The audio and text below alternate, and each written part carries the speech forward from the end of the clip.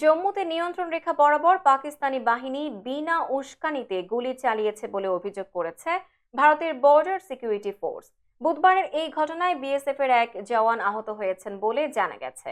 বার্তা সংস্থা পিটিআই এর বরাত দিয়ে এই খবর জানিয়েছে ভারতীয় সংবাদ মাধ্যম ইন্ডিয়া টুডে।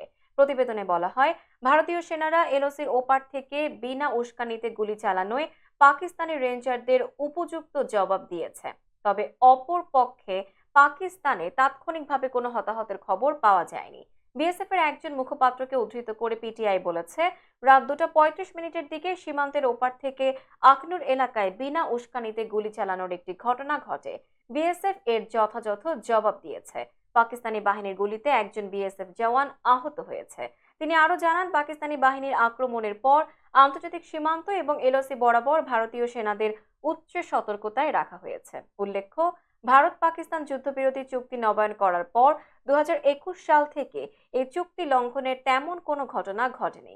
তবে গত বছর রামগড় সেক্টরে পাকিস্তানি বাহিনীর গুলিতে এক বিএসএফ কর্মী নিহত হন, যা ছিল 3 বছরেরও বেশি সময়ের মধ্যে ভারতের দিক থেকে প্রথম হতাহতের ঘটনা।